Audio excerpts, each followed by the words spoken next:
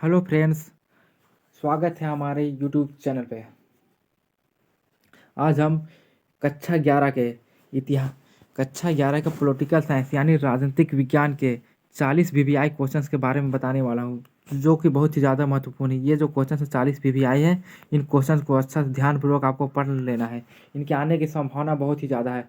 आपको इन क्वेश्चंस को ध्यानपूर्वक सुनना है। मैं इन क्वेश्चंस को एकक पूर्वक विस्तार पूर्वक बताने वाला हूँ, तो आपको इन क्वेश्चन को याद कर लेना है। चलिए वीडियो की ओर बढ़ते हैं। हमारा पहला प्रश्न है, विश्व का सबसे पुराना संविधान कौन है? विश्व का सबसे पुराना संविधान पूछा है, कौन सा है? ये अमेरिका का संविधान, सबसे पुराना अमेरिका का संविधान है। विश्व का सबसे पुराना अमेरिका का संविधान है। यदि पूछेगा कि विश्व का सबसे लिखित और सबसे बड़ा संविधान कौन सा है, तो वो भारत का सबसे बड़ा लिखित संविधान है। क्वेश्चन नंबर 2, भारतीय संविधान का गठन किस योजना पर आधारित है? भारत संविधान का सभा का जो गठन हुआ था, किस योजना पर आधारित है? कैबिनेट मिशन योजना 1946 ईस्वी में आया था। इसी के द्वारा संविधान सभा का गठन किया गया है। संविधान सभा का गठन हुआ था। इसका आंसर हो जाएगा ऑप्शन नंबर 4, कैबिनेट मिशन योजना 1946। क्वेश्चन नंबर 3 है। क्वेश्चन नंबर 3, भारतीय संविधान की प्रस्तावना के अनुसार भारत की सर्वोच्च सत्ता किस में निहित है? भारत की जो सर्वोच्च सत्ता है वो किस में निहित है? वो जनता पे निहित है। भारत की जनता पे निहित है सर्वोच्च सत्ता। आंसर हो जाएगा जनता। क्वेश्चन नंबर 4, किस संविधान किस संविधान संशोधन द्वारा संविधान में मौलिक कर्तव्य को शामिल किया गया है? पूछा है कि किस संविधान संशोधन द्वारा संविधान में मौलिक कर्तव्य को जोड़ा गया है? 42वां संविधान संशोधन, जो कि 1976 ईस्वी में हुआ था। इसका आंसर होगा 42वां संविधान संशोधन, जो 1900 कितना में हुआ था? 1976 ईस्वी में हुआ था। इसको याद कर लीजिएगा, 1976 ईस्वी में हुआ था 42वां संविधान संशोधन। इसी के द्वारा मौलिक कर्तव्य को जोड़ा गया था। क्वेश्चन नंबर 5, किसने कहा कि संवैधानिक उपचारों का मौलिक अधिकार भारतीय संविधान की अंतरात्मा है? ये किसने कहा था? ये भीमराव अंबेडकर यानी डॉक्टर BR अम्बेडकर ने कहा था। संवैधानिक उपचार जो है वो मौलिक अधिकार की अंतरात्मा है, ये भीमराव अंबेडकर ने कहा था। क्वेश्चन नंबर 6, भारत में सूचना प्राप्त करने का अधिकार 2005 किस प्रकार का अधिकार है? सूचना प्राप्त करने का जो अधिकार है वो कानूनी अधिकार है। वो हर कोई सूचना प्राप्त करने का अधिकार है, हर किसी को सूचना प्राप्त करने का अधिकार है, इसलिए इसको कानूनी अधिकार के अंतर्गत रखा गया है। क्वेश्चन नंबर 7, भारतीय संविधान में काम के अधिकार को कहाँ शामिल किया गया है? काम के जो अधिकार है उसे कहाँ सम्मिलित किया गया है? सही आंसर हो जाएगा राज्य के नीति निर्देशक तत्वों में सम्मिलित किया गया है। इसका आंसर 2 हो जाएगा। क्वेश्चन नंबर 8, अनुपातिक प्रतिनिधित्व की एकल संक्रमणीय प्रणाली का प्रतिपादन किसने किया? यह जो अनुपातिक प्रतिनिधित्व प्रणाली है इसका प्रतिपादन किया था थॉमस हेयर ने। थॉमस हेयर ने इसका प्रतिपादन किया था। क्वेश्चन ऑप्शन नंबर 3 हो जाएगा, Thomas Hare. Question number 9, Bharat में चुनाव आयोग का सरोकार किस चुनाव से नहीं है? मतलब कि चुनाव आयोग जो कि है वो किसकी चुनाव नहीं कर सकता है, पूछा है। राष्ट्रपति और उपराष्ट्रपति की चुनाव करती है चुनाव आयोग, संसद की भी कराती है, राज्य विधानमंडल की भी कराती है, लेकिन नगर पालिका और ग्राम पंचायत की चुनाव ये नहीं कराती है चुनाव आयोग। तो सही आंसर हो जाएगा option number D, option number 4 यानी नगर पालिका एवं नगर पंचायत, इसकी चुनाव नहीं कराती है चुनाव आयोग। क्वेश्चन नंबर 10, संविधान के किस अनुच्छेद में वित्त आपातकाल का प्रावधान किया गया है? संविधान के किस अनुच्छेद में वित्त आपातकाल की प्रावधान किया गया है? क्वेश्चन नंबर 10 है। क्वेश्चन नंबर 10 है ये।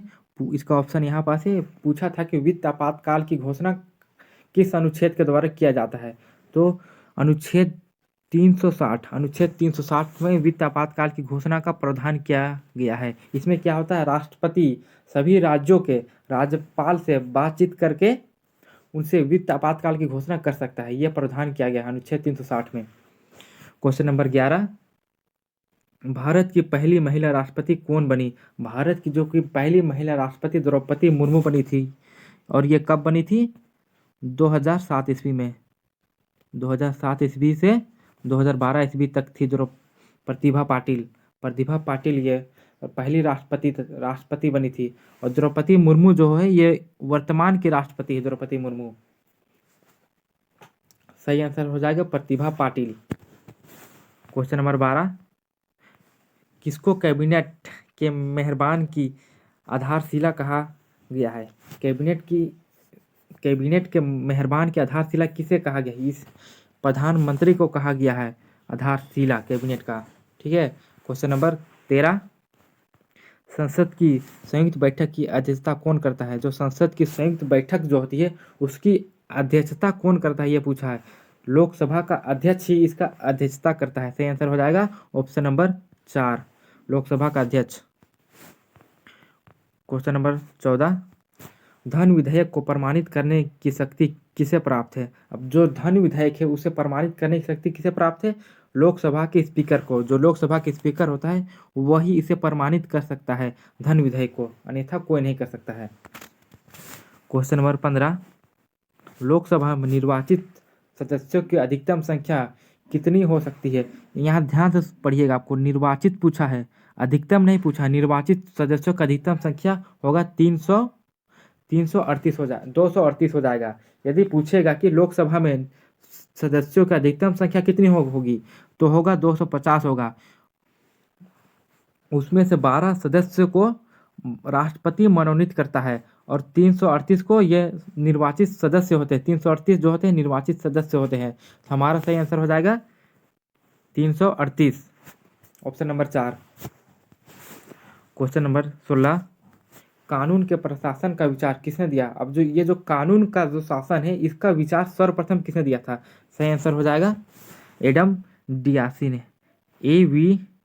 एवी डाइसी ने इसका विचार प्रदान किया था।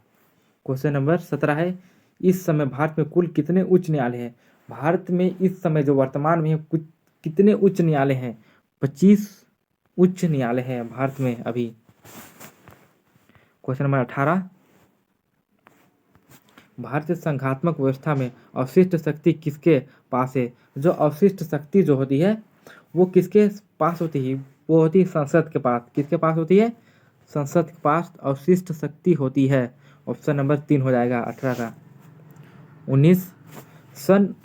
1959 में त्रिस्तरीय पंचायत राज व्यवस्था को लागू करने वाला पहला राज्य कौन सा है? पूछा कि सबसे पहले पंचायती राज व्यवस्था को किस राज्य पे लागू किया गया था? सबसे पहले राजस्थान राज्य पे ये लागू किया गया था। इसका आंसर हो जाएगा option number 4। Question number 20, Bharat में चुनाव आयुक्त की नियुक्ति कौन करता है? जो भारत में जो चुनाव राज्यों में चुनाव आयुक्त की नियुक्ति कौन करता है? राज्यों में राज्यपाल करता है। कौन करता है? राज्यपाल। ऑप्शन नंबर कहाँ है अभी? इसका आंसर हो जाएगा राज्यपाल। राज्यपाल ही राज्यों में चुनाव आयुक्त की नियुक्ति करता है और केंद्र में राष्ट्रपति नियुक्त करता है। क्वेश्चन नंबर 21, भारतीय संविधान संशोधन प्रक्रिया पर किस देश का प्रभाव है? देखिए, भारतीय संविधान संशोधन प्रक्रिया पर किस देश का प्रभाव है? यानी पूछा कि संविधान संशोधन जो है वो कहाँ से लिया गया है? वो दक्षिण अफ्रीका से लिया गया है। इसका सही आंसर हो जाएगा दक्षिण अफ्रीका। क्वेश्चन नंबर 22, भारतीय संविधान के 73वें में संशोधन का संबंध है, मतलब संविधान संशोधन 73वां जो है वह किससे संबंधित है? वो पंचायती राज व्यवस्था से संबंधित है। इसका सही आंसर हो जाएगा पंचायती राज व्यवस्था। क्वेश्चन नंबर 23, आधुनिक राजनीतिक वैज्ञानिक कौन है? ये जो आधुनिक राजनीतिक वैज्ञानिक कौन है ये पूछा है। इसका आंसर हो जाएगा आधुनिक। क्वेश्चन नंबर 23 है।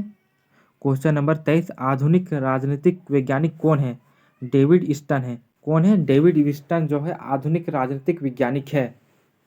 क्वेश्चन नंबर 24, रिपब्लिक पुस्तक किसने लिखी? ये जो रिपब्लिक पुस्तक है वो किसने लिखी है? प्लूटो ने लिखी है रिपब्लिक पुस्तक। इसका आंसर हो जाएगा प्लूटो।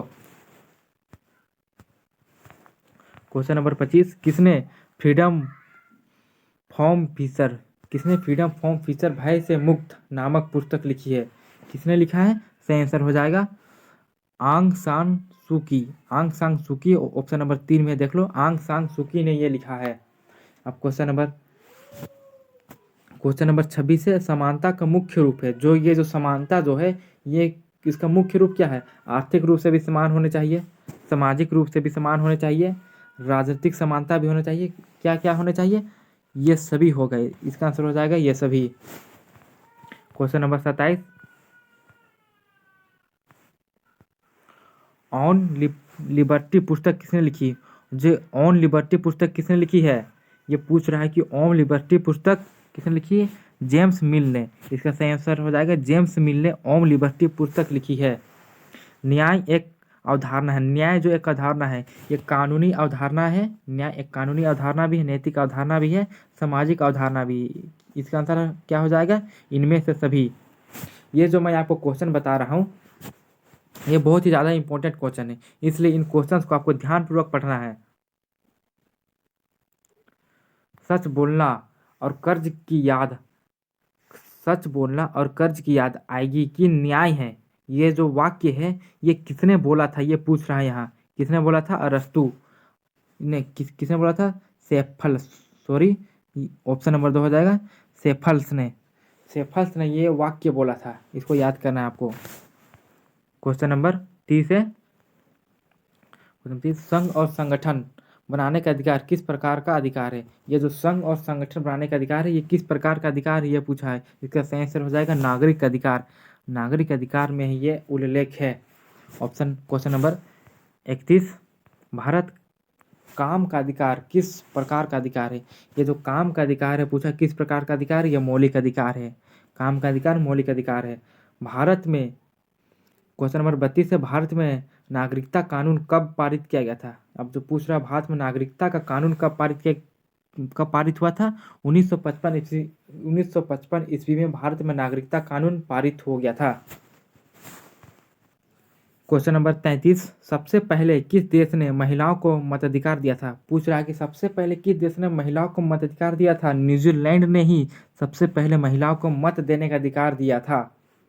क्वेश्चन नंबर 34, किस क्रांति ने राष्ट्रवाद की भावना को प्रेरित किया? ये जो राष्ट्रवाद की भावना जो होती है किस क्रांति के कारण और ज़्यादा बढ़ गया? यह इसका आंसर हो जाएगा 1789 की फ्रांसीसी क्रांति के कारण ही यह राष्ट्रवाद की भावना उदय हुआ था, सबसे अधिक हुआ था।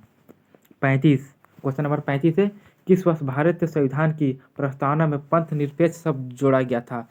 किस वर्ष पंथ निरपेक्ष शब्द जोड़ा गया था? 1976 ईस्वी में पंथ निरपेक्ष गणतंत्रात्मक शब्द जोड़ा गया था। ये कब हुआ था? 42वां संविधान संशोधन के द्वारा ही जोड़ा गया था। 42वां संविधान संशोधन, इसको याद कीजिएगा, ये बहुत ही ज़्यादा महत्वपूर्ण है।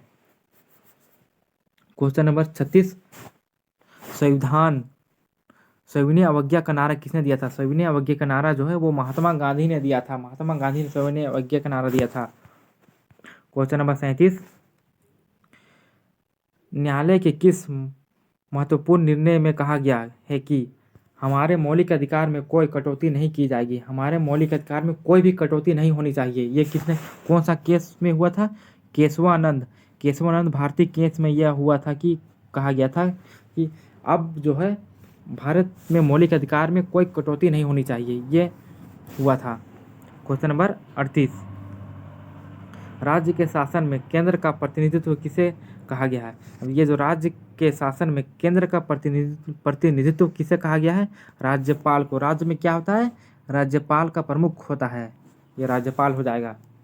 किसने कहा कि मनुष्य स्वतंत्र रूप से जन्म लेता है लेकिन हर जगह वह बंधनों में जकड़ा होता है? यह रूसो ने कहा था। किसने कहा था? रूसो ने कहा था कि मनुष्य तो स्वतंत्र तो जन्म लेता है लेकिन हर जगह वह बंधनों में बंधा हुआ होता है। हमारा सबसे आखिरी क्वेश्चन है जो कि बहुत ही ज़्यादा महत्वपूर्ण है, एक बार इन्हें देख लेना है। सरदार सरोवर परियोजना किस राज्य से संबंधित है? सरदार सरोवर परियोजना जो है वो गुजरात राज्य से संबंधित है। इसका सही आंसर हो जाएगा गुजरात राज्य। अगर हमारा वीडियो अच्छा लगा हो तो हमारे चैनल को सब्सक्राइब, लाइक, शेयर करना ना भूलें और अधिक अपने दोस्तों को ज़्यादा से ज़्यादा शेयर करें। जय हिंद। अगले वीडियो में मिलते हैं।